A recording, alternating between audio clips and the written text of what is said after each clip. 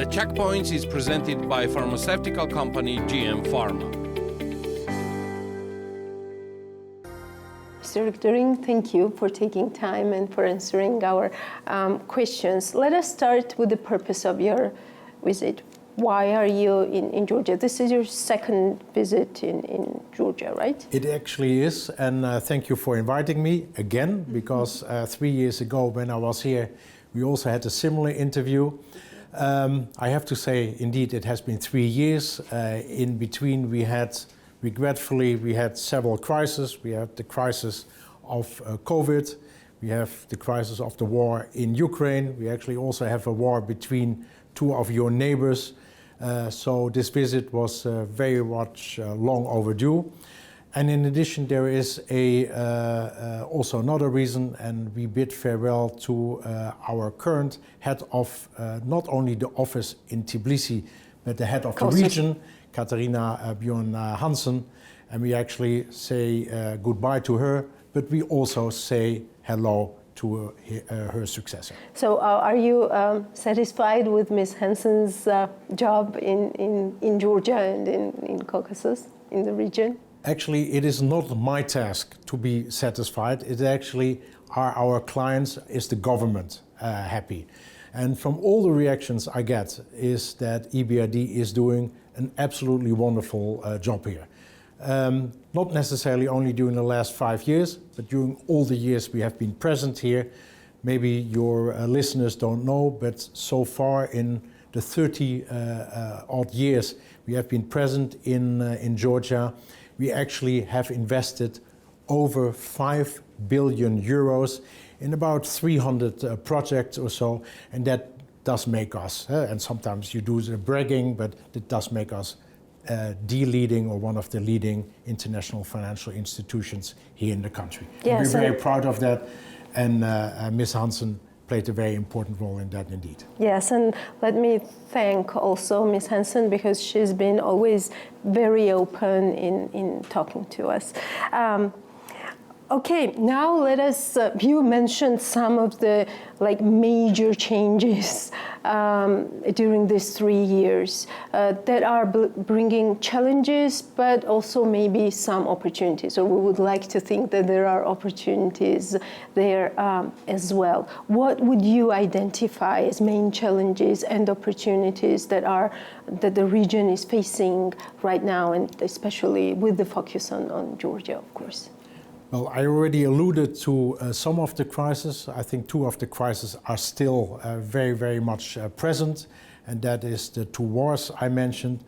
And it doesn't help in terms of geography where Georgia lies. Having said that, and before I really answer your question, let me applaud actually Georgia, because today I'm just coming from a meeting with the Minister of Economy. Tomorrow I will be meeting your Prime Minister. It is truly impressive to see how Georgia has come out of the crisis after COVID. When you look at the current economic fundamentals truly impressive. Of course, that doesn't take away the vulnerabilities of Georgia, and I'm sure your listeners know all about that. But the current situation also, you were talking about opportunities. One of the topics which not only came up a lot here so far in Georgia, but also yesterday in Armenia, and undoubtedly will also come up tomorrow evening. I will go on to Azerbaijan, is the opportunities of, particular for Georgia, of playing an even more important role in what is called the Middle Corridor, and that is the connectivity from all the way from China, Central Asia, to Western Europe, and I'm sure there Georgia can and will play an important role. For example, we talked about the connectivity in terms of ports, the expansion of your railway system, and so forth. So there, I'm pretty sure that for Georgia, there are opportunities. I don't want to make my answer too long, but another important one I should mention is this week, actually the upcoming weeks, will be very important for Georgia as well, because I do believe that most of your listeners agree with me when I say your future is being seen in Western Europe with the EU. We all know about the important visit of the High Commissioner to the country. So hopefully the upcoming weeks and months ahead will also bring further clarity in terms of acceptance of Georgia to the EU.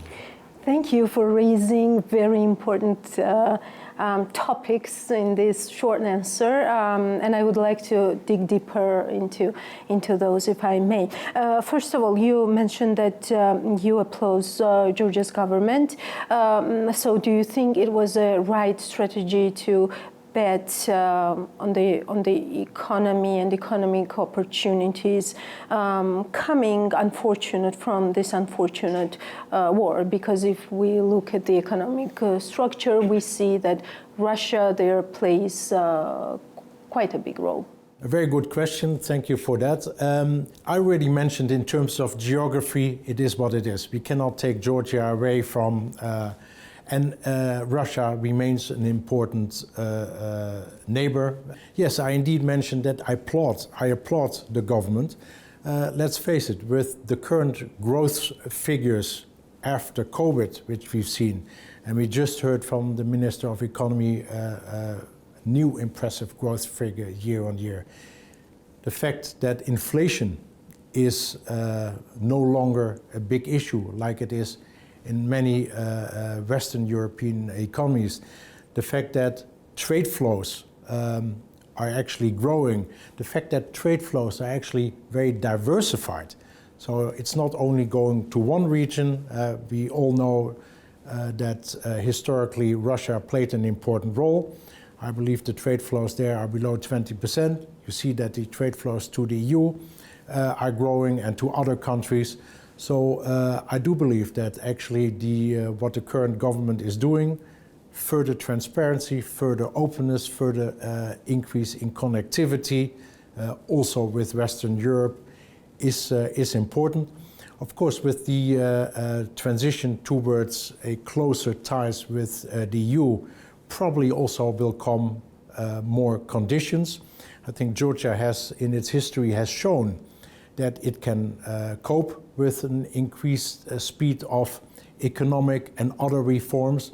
So I'm actually very hopeful that this speed which we've been seeing actually can accelerate during the upcoming months and years ahead. Yes, my question would be how sustainable is this growth, since it is dependent from the migrants from Russia, and this is in every outlook, every analysis that you hear from any of the international financial institutions. But let us turn it into a blitz interview on SWOT analysis on Georgia's economic structure. And my first question would be, what do you think needs to change in Georgia's economy? What are some of the lessons learned from these crises that we have mentioned? Look, it's not for me to actually tell your government what the government needs to do. As I already mentioned, I think the government is on a good path. Having said that, Georgia was, let's call it, a poster child in terms of economic reforms for the region and beyond 20 years ago or so. I think there is a possibility that if the government takes its eyes off the ball, that advantage actually is lost. Hence, I mention again the importance of actually the closer ties with the EU, because then there is this pressure also coming from the EU to actually increase the speed of the economic reforms. And beyond that, of course, we also need political stability. I think next year you have some very important elections coming up. I think it's very important that these elections will be free for all parties there. But I'm confident that given the history of Georgia, that actually will happen. And of course, we as EBRD, we are not a political party, but if we can help a government, in this case this government, on this path towards transition, then we're very, very pleased to do that. How can EBRD help? Actually, we have done this over the past 30 years. But now you have the new strategy for Georgia. That's why my question. It is a new strategy. Approaches it is a new strategy indeed, but to be honest, our strategy is always helping a government achieving its strategy. Of course, you see that over the past years, 5 to 10 years, things have shifted. I think where 10 years ago, if I would have been at EBRD and you would have been in this job and maybe you were, the word renewable energy probably wouldn't have come up that much. So in the discussions also over the last few days in Georgia, in Armenia and also in Azerbaijan, the focus also from EBRD will be more on a green economy. As you might know, EBRD in its totality actually has a goal of having a minimum of 50% of all our projects need to have a green angle. We set ourselves that goal a few years ago in 2025. I can tell you that the last 2 years already we achieved that. And we also did that in Georgia. So when you see the number of increasingly green projects coming out of the country, truly impressive. Then also we're helping the economy further with trying to increase the resilience. I think there also Georgia is on a good path. And I would like to highlight again what I said earlier, something which you're doing very well, the resilience of the economy and the diversification, and perhaps something which is not necessarily in our strategy per se, but we've seen in all the economy how important a strong financial sector is. And I would like actually also there to put a tap on the shoulder of your two very strong banks, TBC and Bank of Georgia, both of them very important partners for us, both an example not only for Georgia, not only for the region, but beyond. And we've seen the value of a strong banking system, actually particularly in a situation of crisis. So we continue to also to support your banking system, always with the aim to actually particularly to target your medium and smaller enterprises, because EBRD, we might be large in many aspects, but we don't have the branch networks and the clients like your banks have. So we actually use them also as some kind of a vehicle to use that.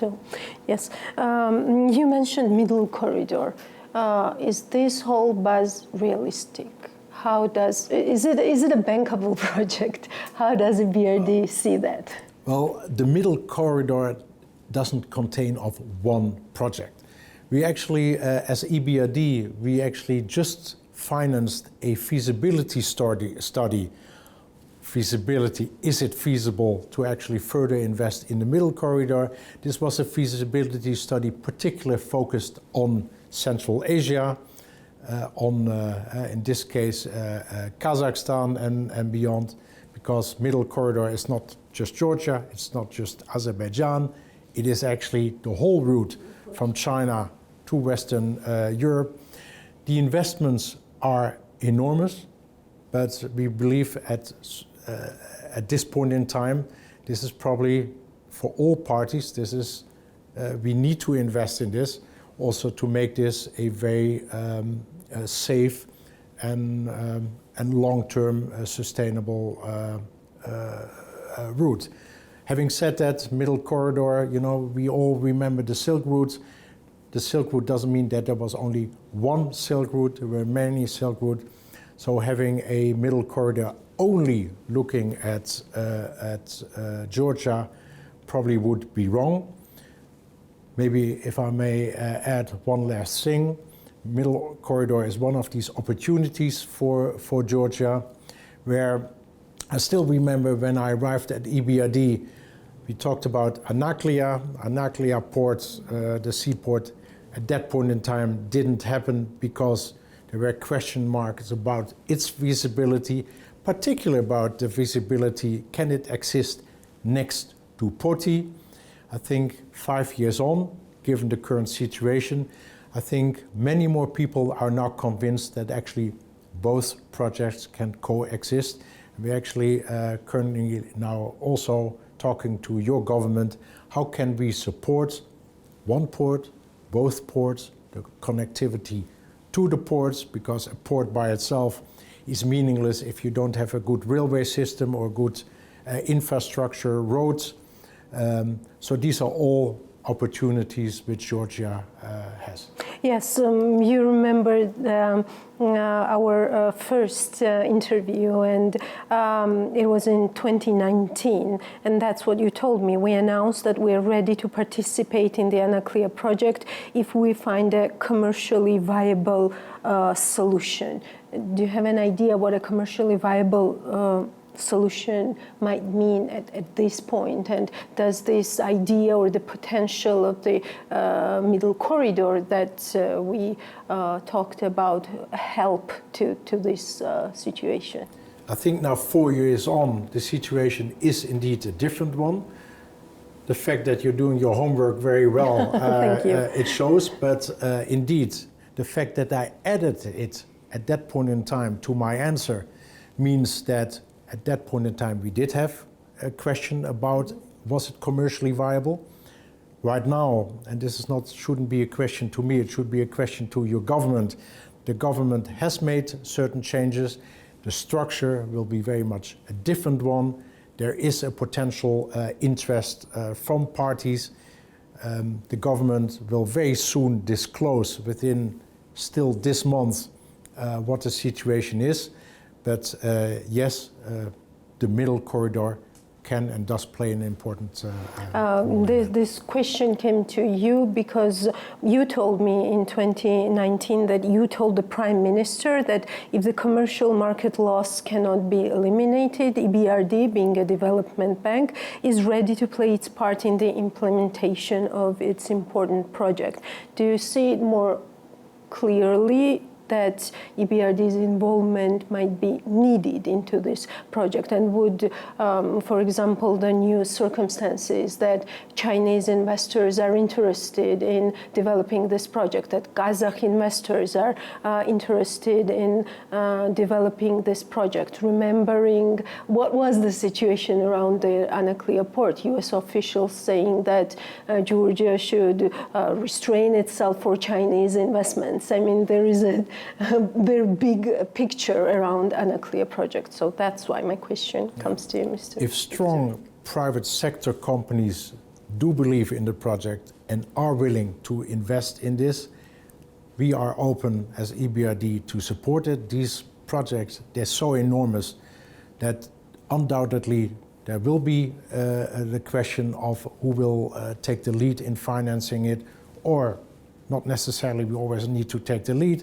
We're also happy if other people take the lead. But if we can play a role in that, we certainly will do so.